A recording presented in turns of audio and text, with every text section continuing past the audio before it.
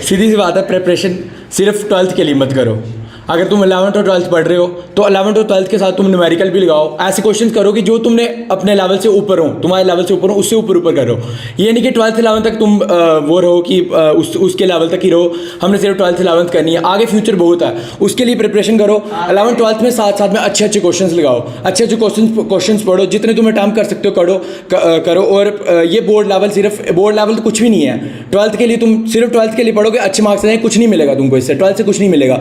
आगे पढ़ो अच्छी, उस 12th क्लास में ही अच्छे अच्छे क्वेश्चन तैयारी करो, अच्छी तैयारी करो। नीट की तैयारी कर रहे हो उसके लिए भी अच्छे अच्छे क्वेश्चन लगाने पड़ेंगे। 11th 12th की ही तैयारी सिर्फ वही नहीं होगी, तुम्हें एक्स्ट्रा पढ़ना पड़ेगा, तुम्हें एक्स्ट्रा उसके लिए बहुत तैयारी करनी पड़ेगी।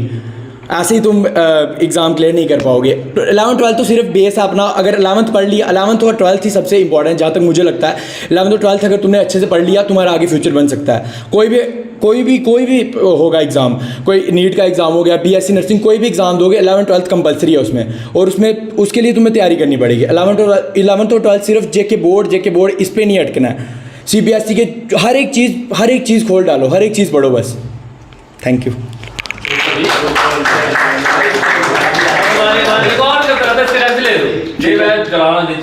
हाँ ठीक है सर। लास्ट सब तो बच्चों को ऐसे वो बच्चे बैठे हैं जो है ना, वो जी 11th के बच्चे हैं, जी 11th स्टूडेंट हैं, 12th स्टूडेंट है। कहाँ गया आशीष?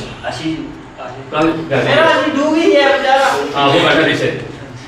आशीष तो अच्छा लड़का है। अब 12th के बच्चे हैं, ठीक है। अब तो 12th के बच्चे, उन बच्चों को तुम्हें एक लेक्चर देना है कि भाई कैसे प्रिपेयर करना है। क्योंकि जब आपको पता, फिर मैं जब इनको बोलता हूँ भाई आपने ऐसे प्रिपेयर करना है, वैसे करना है, आप पूरी पढ़ के नहीं, आपने माइक्रो सॉल्व करके नहीं आए, ये बच्चे मेरे अपने हवा बनाते हैं।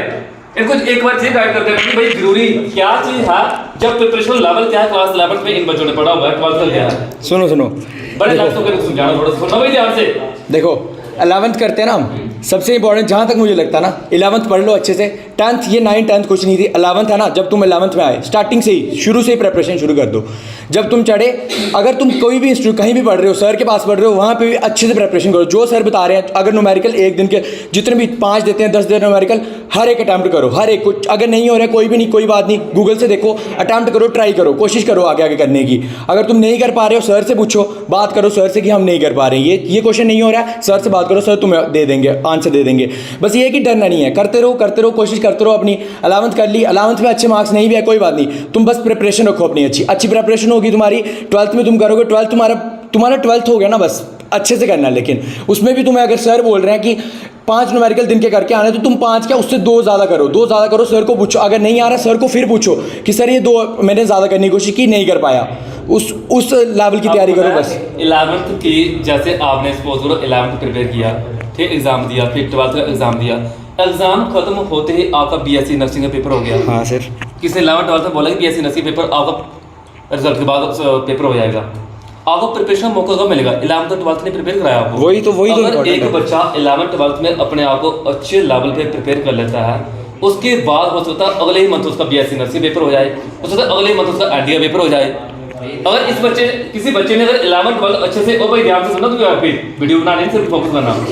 अगर एक बच्चे ने 11th 12th में अच्छे से प्रिपेयर किया है अगर, तो समझ लो वो कोई भी एग्जाम निकाल सकता है, एग्जाम को क्रैक करने के चांस उसके बन जाते हैं। एग्जाम जी थोड़ी बात है भाई साल 1-2 साल प्रिपरेशन करो आप, और भाई लगे हाथ जो टीचर पढ़ा रहे हैं इसी को पढ़ लो।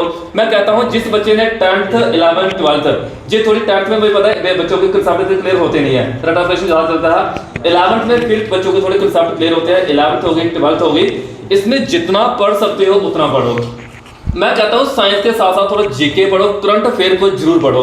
मैं इन बच्चों को करंट अफेयर की चीज़ें बड़ी बताता था, आप लोगों ने बताया नहीं अभी तक। जो बच्चे मेरे पास आ रहे हैं, इन बच्चों को मैंने करंट अफेयर के रिलेटेड बताया नहीं, लेकिन आप बच्चों को मैंने करंट अफेयर की चीज़ें जब मौका मिलता मैं बताता था। और आपको पता करंट अफेयर तो अभी सीजू 18 है, सीधे पेपर, ये तो करंट अफेयर का एक डाल दी उसमें एग्जाम।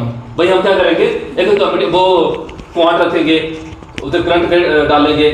BSc नर्सिंग में आपको फिजिक्स केमिस्ट्री बायो आ गई, ओके क्या आया था उसमें, फिजिक्स केमिस्ट्री बायो, बस ये थी। तो इसमें आपको अगर BSc नर्सिंग के बारे में बताना हो तो आपको पेपर दिया हमने। हाँ। तो पेपर का लेवल क्या था, क्या लगा आपको, क्या लेवल है पेपर का? लेवल तो मतलब देखो हम जिस हिसाब से पढ़ रहे थे ना,